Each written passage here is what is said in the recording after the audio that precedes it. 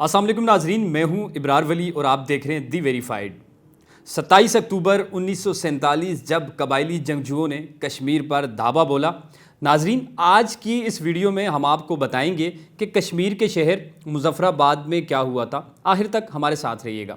सबसे पहले ये जानना बहुत ज़रूरी है कि 27 अक्टूबर 1947 को हिंदुस्तान के वायसराय लॉर्ड माउंटबेटन ने आर्जी तौर पर जम्मू और कश्मीर के इंडिया से मुआहिदा अल-हाक पर दस्तखत किए थे।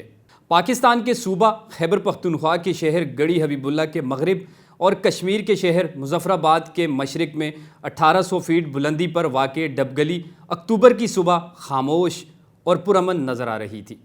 पाकिस्तान के सूबा खैबर पख्तूनख्वा के सरहदी इलाके पर कायम हिफाजती रुकावटों पर सड़क के दोनों इतराफ़ तकरीबन 2 दर्जन दुकानें हैं। इस बात का कोई भी सबूत नहीं है कि जिन अस्करियत पसंद पठान कबायली जंगजुओं ने 70 साल कबल कश्मीर पर हमला किया था, वो इसी जगह से खित्ते में दाखिल हुए थे। ये हमला बाद में दुनिया का सबसे ज़्यादा गंभीर इलाकाई तनाज़ा बन गया था। लेकिन 86 साला मकामी देहाती मोहम्मद हुसैन कुरैशी को वो तूफ़ानी दिन अच्छी तरह याद है। उनका कहना है कि पठानों के आने से एक हफ़्ता कबल ये अफवाहें थी कि कश्मीरी सिख मुजफ्फराबाद पर हमला करने की तैयारी कर रहे हैं। कुछ ही दिन बाद हमने सुना कि पठान आ रहे हैं। अफवाहें उड़ना कुदरती बात थी, क्योंकि वो उन परेशानियों के दौरान सुनाई दे रही थी जो 3 जून के मंसूबे के ऐलान के बाद पेश आ रही थी और उनसे कश्मीर जैसी शाही रियासत हिलकर रह गई थी। इस मंसूबे के तहत हिंदू अक्सरियत इलाके यानी बरतानवी इंडिया को तकसीम करके मुसलमान रियासत पाकिस्तान बनाई जानी थी। नवाबी रियासत कश्मीर की किस्मत का फ़ैसला अभी हवा में था, जहां अक्सरियत मुसलमानों की थी लेकिन हुक्मरान हिंदू थे। रियासत के मगरबी अजला में मौजूद मुसलमानों ने हुक्मरान महाराजाओं के खिलाफ जून में बगावत की और फिर सितंबर में जनूबी कश्मीर में मुसलमान कुछ फसादात शुरू हो गए। अफशा किए जाने वाले पाकिस्तानी मंसूबे की भी इत्तलाहात थीं, जिसमें 20,000 कबायली जंगजुओं को कश्मीर पर हमला करके इसे अल-हाक के लिए तैयार किया जा रहा था।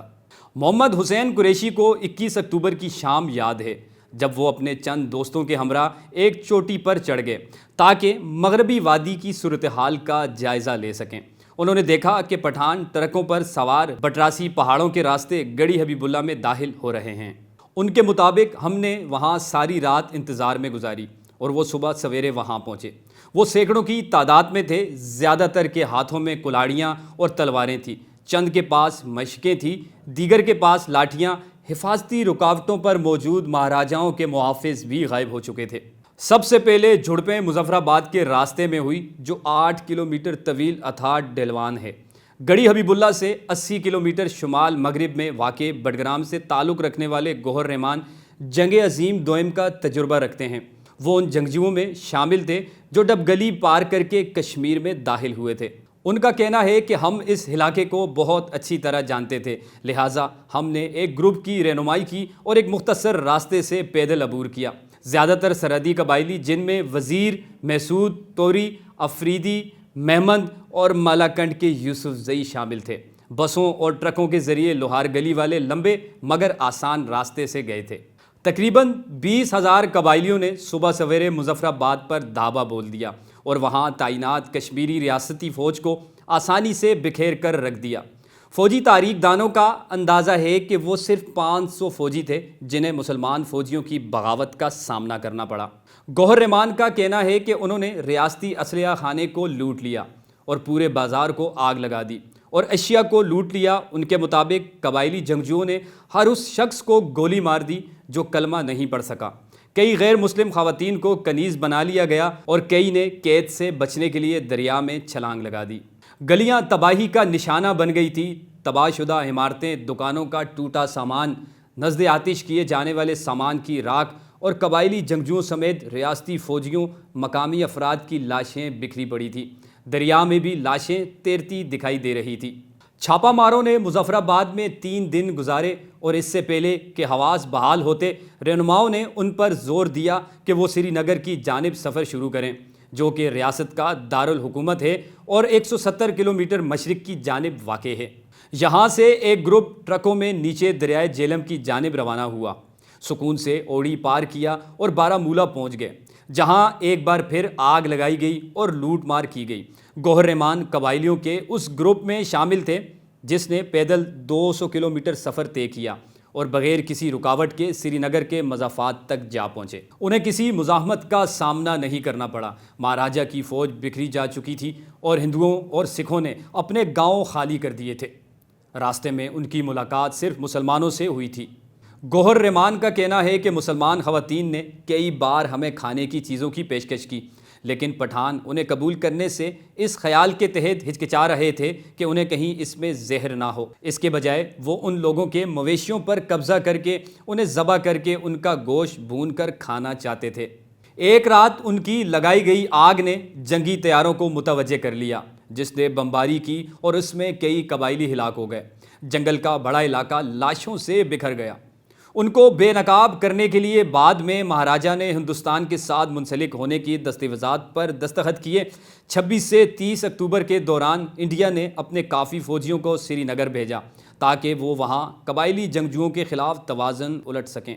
قبائلیوں کو اس وقت بھی عددی برتری تو حاصل تھی، لیکن وہ پیادہ فوجی حکمت عملی کے بجائے گوریلا جنگ کے زیادہ عادی اور ماہر تھے۔ اس موقع پر پاکستان کی قبائلیوں کی مدد کے لیے سری نگر پر باقاعدہ حملہ کرنے کی کوشش برٹش جوائنٹ کمانڈ کی مخالفت کی وجہ سے ناکام رہی، جس میں اس وقت تک انڈیا اور پاکستان کی فوج تقسیم نہیں ہوئی تھی۔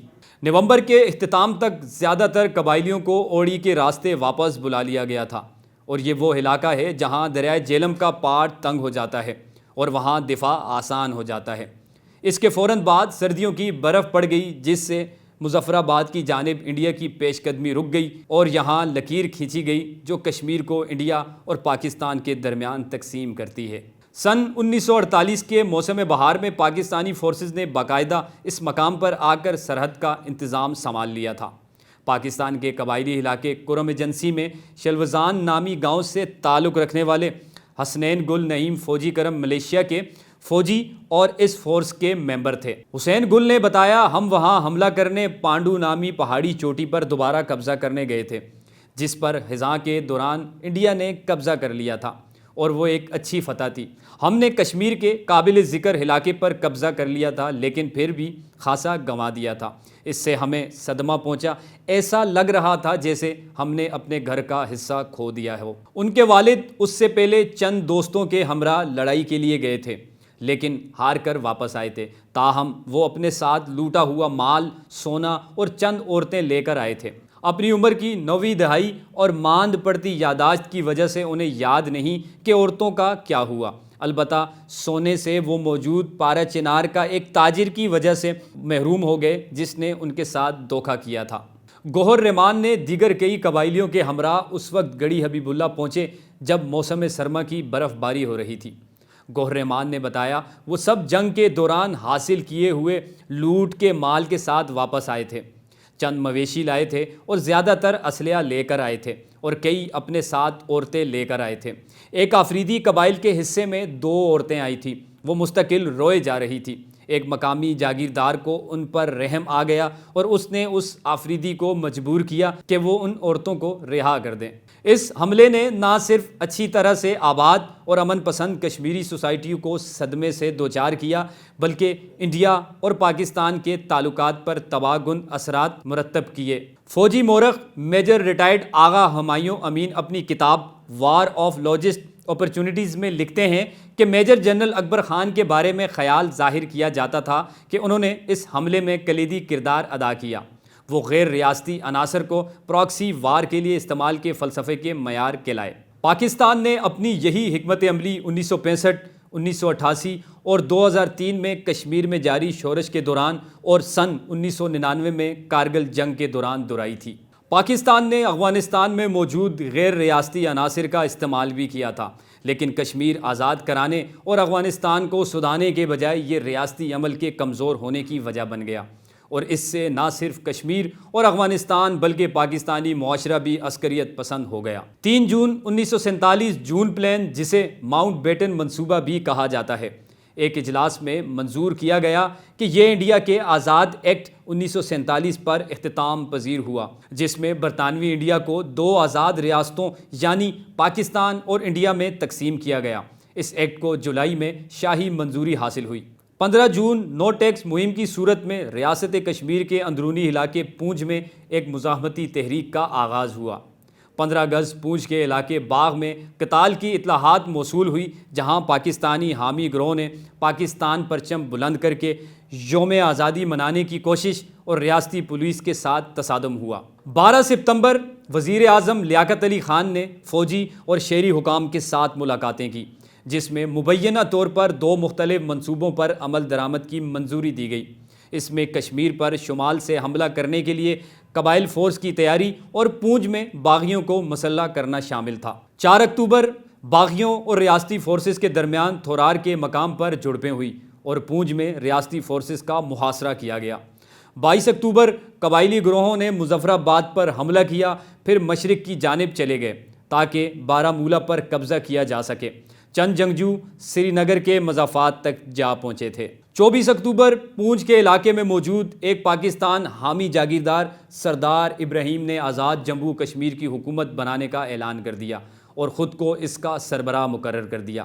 26 اکتوبر کشمیر کے مہاراجہ، جو اپنی ریاستی آبادیاتی ڈھانچے کی بنیاد پر آزاد رہنے پر تیار تھے، اب ممکنہ طور پر دباؤ میں آ کر انڈیا سے منسلک ہو گئے۔ 27 اکتوبر انڈیا کے فضائی اور بحری فوجی دستوں نے سری نگر پہنچنا شروع کر دیا۔ اس کے بعد قبائلی حملہ آوروں کا توازن پلٹنا شروع ہوا اور کشمیر اس لکیر کے ذریعے تقسیم ہوا جو آج کسی نہ کسی حال میں موجود ہے۔ مزید کسی بھی خبر اور اپڈیٹس کے لیے آپ وزٹ کیجئے ہماری ویب سائٹ theVerified.com.pk۔